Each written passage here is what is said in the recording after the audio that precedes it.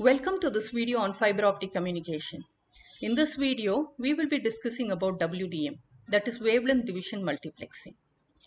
WDM technology has been extensively used to tap the large capacity available in optical fiber.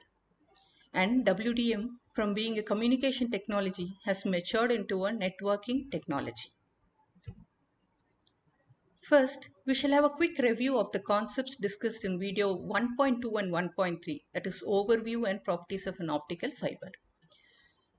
The two basic properties that has enabled an optical fiber to be extensively used for telecommunication purposes are the long distance transmission and large information capacity. An optical fiber has very low loss, around 0.2 dB per kilometer, and therefore data can be transmitted over long distances, thousands of kilometers in fact. And the next advantage is the large capacity offered by an optical fiber. So this supports large data rates. And the basic optical fiber structure, it consists of a core surrounded by a cladding. The core has a refractive index slightly greater than that of the cladding, and light propagates in the fiber by total internal reflection. And the basic structures of an optical fiber: the single mode step index fiber, where only one mode propagates in the fiber. Then we have the multi-mode fibers, where we have step index and graded index. Graded index is popularly used. And the multi-mode, and each of the mode propagates along a different path. We also have photonic crystal fibers, where the cladding and sometimes the core also have holes running along the fiber. And the two types are index guiding fibers and the photonic band gap fiber. In the index guiding fiber, the core has a higher refractive index surrounded by cladding which have air holes.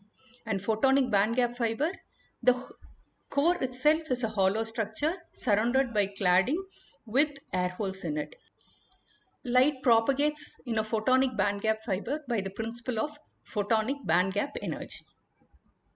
Various methods have been used to exploit the large bandwidth in an optical fiber. The five physical dimensions that have been used are time, quadrature, frequency, polarization, and space.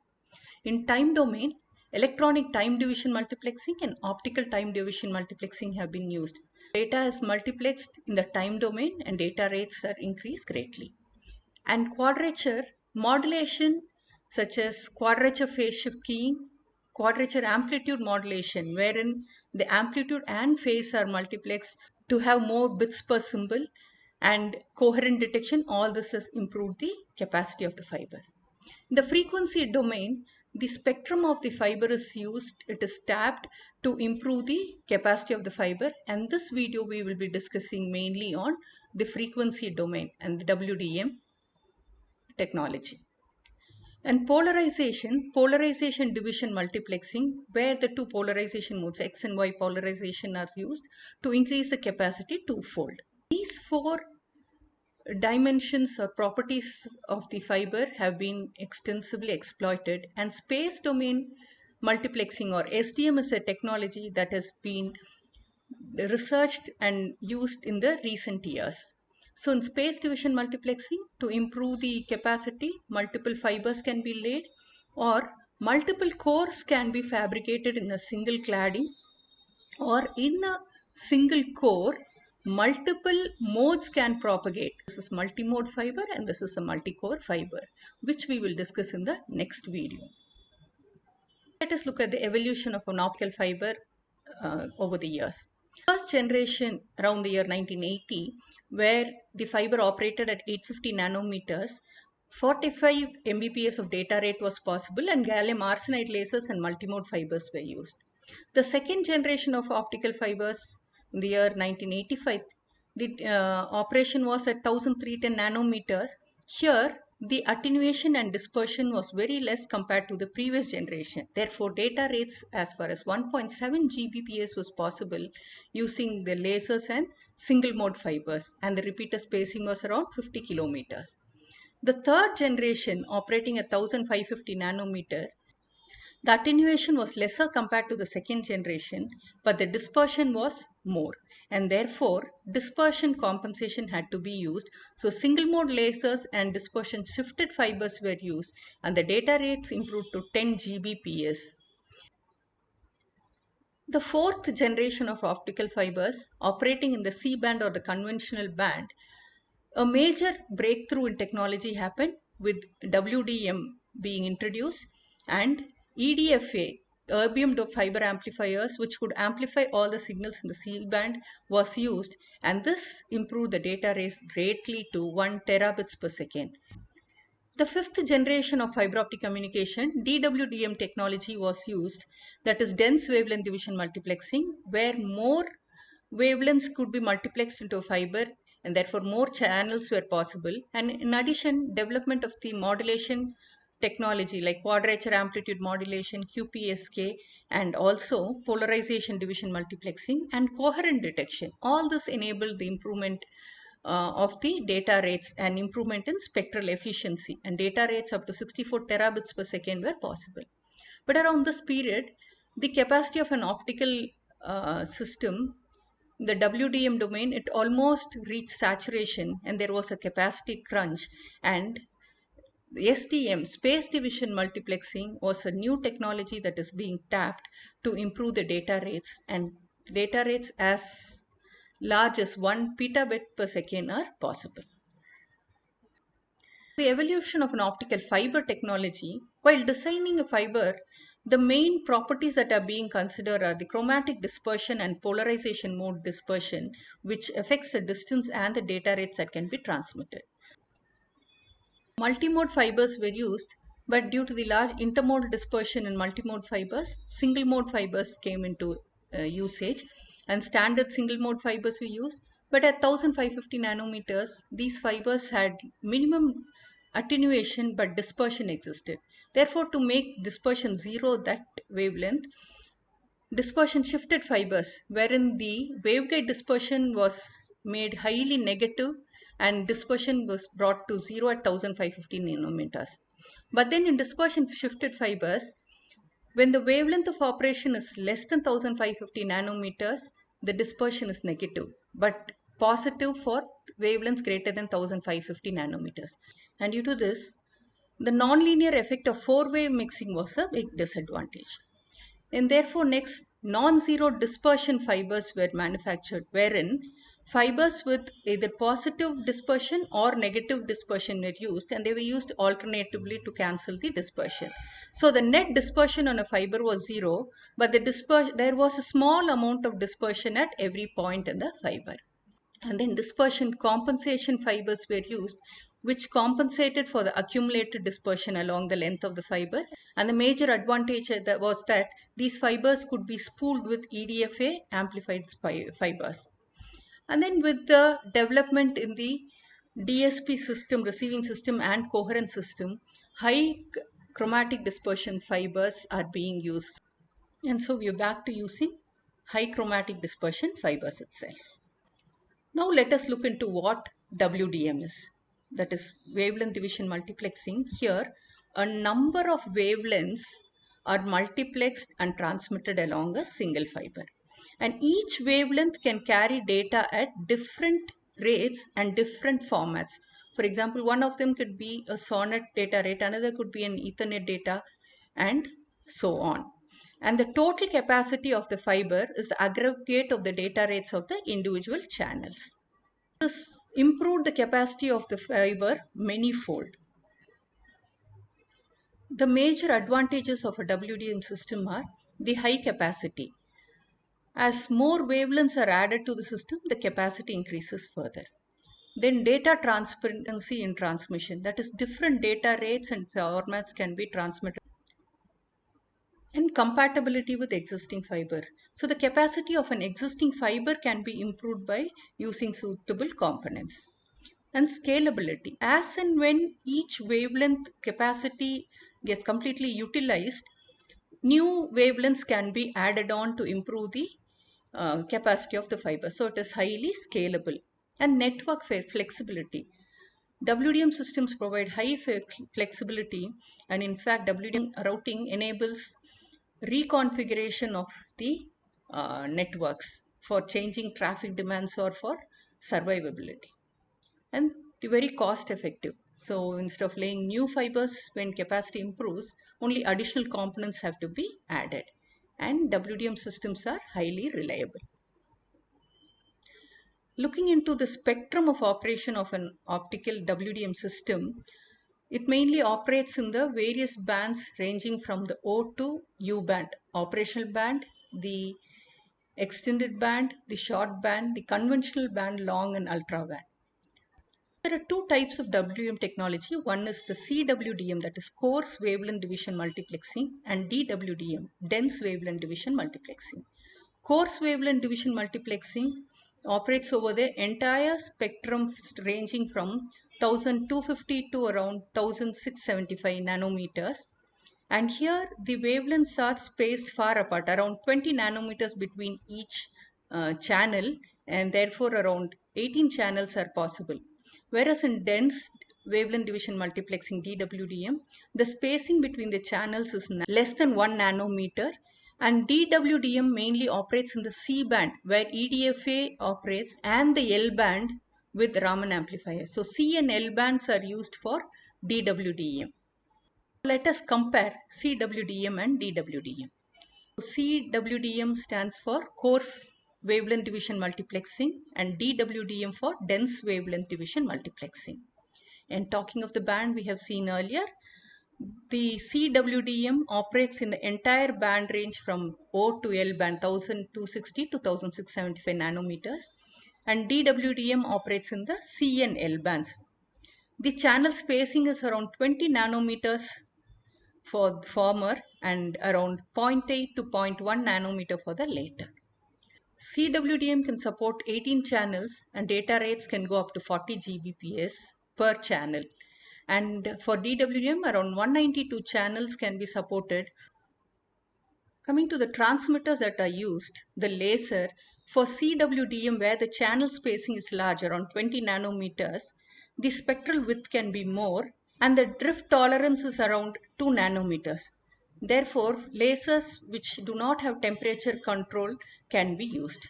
Whereas DWDM calls for stringent operations, so lasers with very narrow spectral width and with drift tolerance of around 0.02 nanometers are only accepted.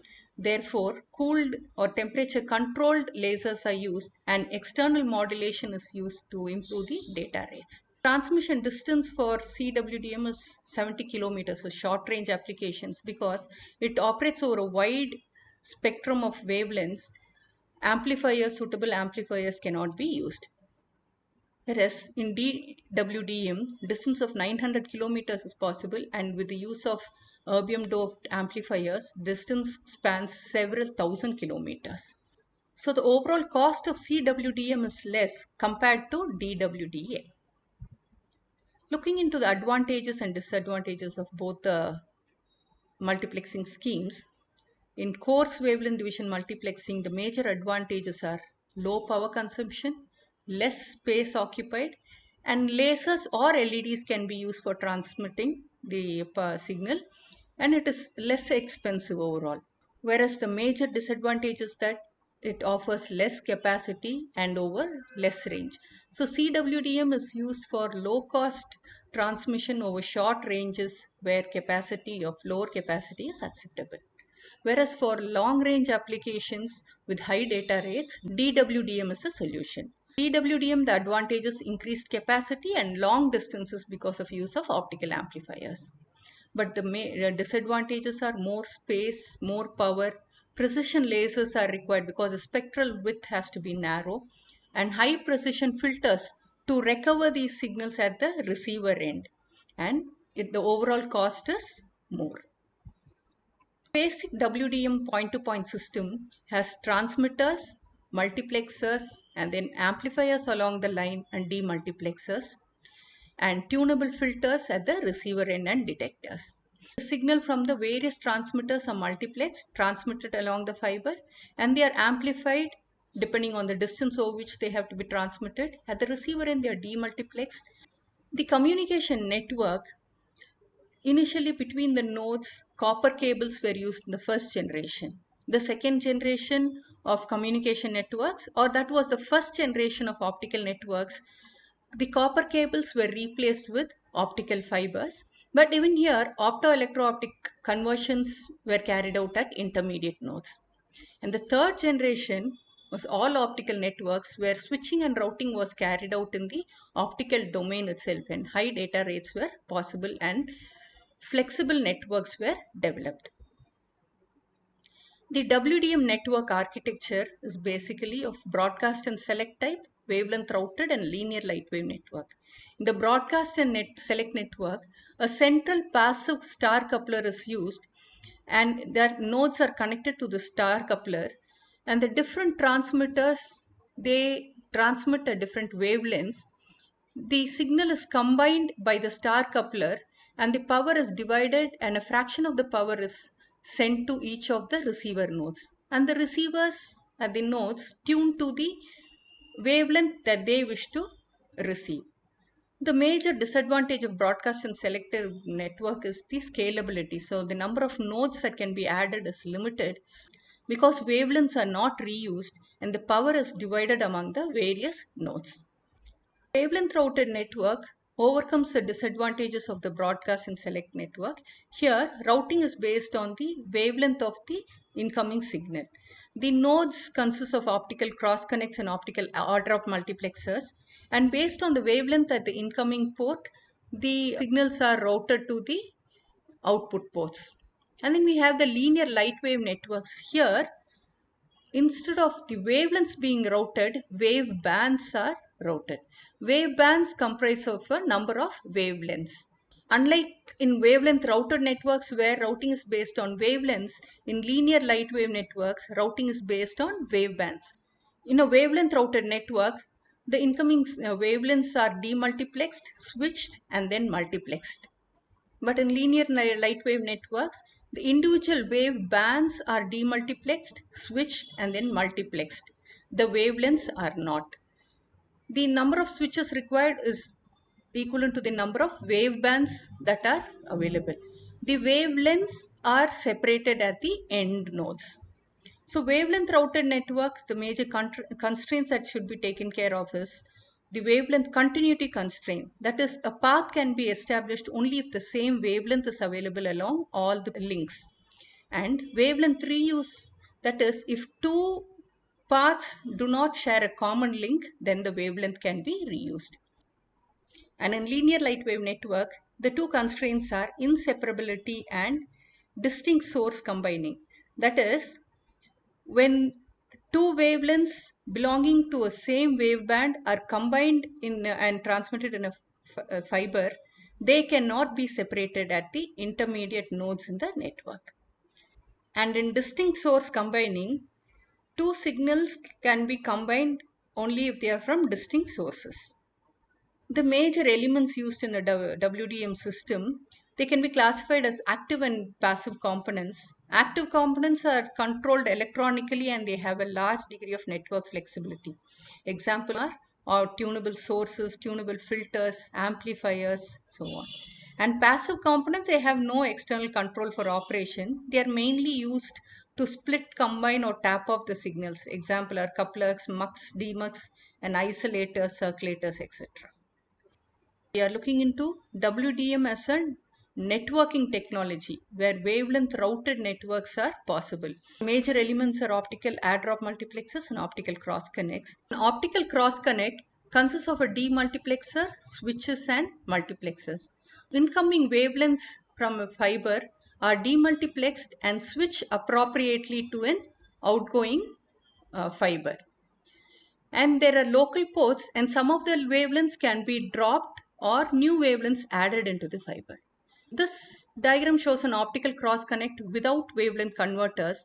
If wavelength converters are available, the incoming wavelength from any fiber can switch to any wavelength in any of the outgoing fibers. This diagram shows a simple optical add-drop multiplexer with a single connection. The number of wavelengths, some of the wavelengths are bypassed, whereas some are dropped and new wavelengths added. For wavelength routed optical network, the edge routers, IP routers, they make use of the optical cross connects, and a path is established between the routers if wavelengths are available along the line. So lambda 1 has been used for this path and lambda 2 here. Let us see how paths are established in an optical WDM network, in a wavelength routed network. So this diagram shows nodes or optical cross connects that are connected. The black lines show the actual physical connection that exists, or the actual optical fiber that is connected between the nodes. Light paths, which are nothing but all optical paths between two nodes that are physically apart and may not be connected by a direct physical connection. So they are established, for example, between the nodes A and E. Wavelength lambda 1 from A to B and lambda 1 between B to E when it is available at node B, the optical cross connect performs only switching. There is no optoelectronic conversion. The data that is transmitted from A gets switched optically and goes to E. It is like a direct connection exists between A and E. So this is called a light path. Assuming that each of the fiber has two wavelengths, lambda 1 and lambda 2, now another light path can be established between B and D because lambda 2 is available across the two fibers B, E and ED. And similarly between D and C, a light path lambda 1 is established. Now if we wish to establish a light path between E and C, see between E and D wavelength lambda 1 is available, but between D and C lambda 2 is available. So a light path cannot be established because of wavelength continuity constraint. That is, the same wavelength has to be available on all the links between the two nodes.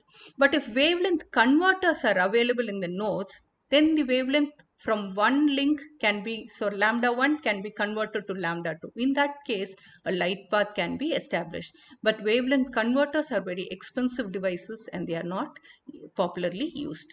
Then coming to wavelength reuse, light paths that do not share the same link can use the same wavelength.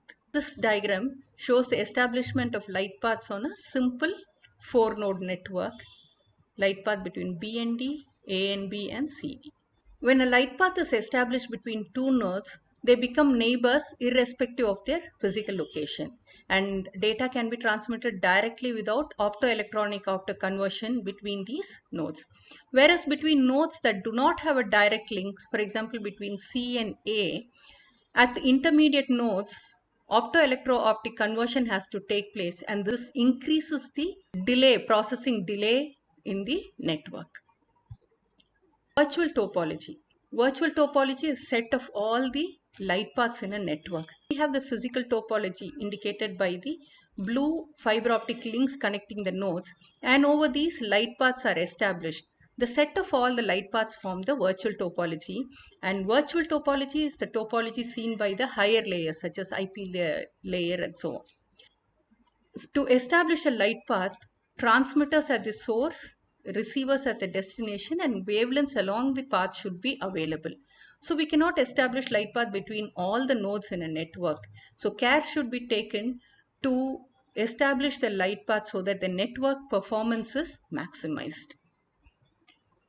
The major advantage of having virtual topology is that when a virtual topology is established, two nodes, even though they do not have a direct physical link, they become neighbors because of the light path connecting them. Based on the traffic availability and other factors considered to improve the network performance, light paths can be established. Now, when the network scenario changes, for example, when the traffic changes for dynamic traffic or when fault occurs for fault restoration, these light paths can be set up or toned down, and therefore effective utilization of the available resources can be done. So this is called virtual topology reconfiguration. So in this video we have seen how an optical fiber from just being used for connecting two nodes, the concept of WDM enhanced the capacity of the fiber, and it was a communication technology, and it matured into a networking technology wherein routing and switching in the optical domain itself could be carried out, making the network dynamic and flexible and scalable as well. These are the references. Thank you.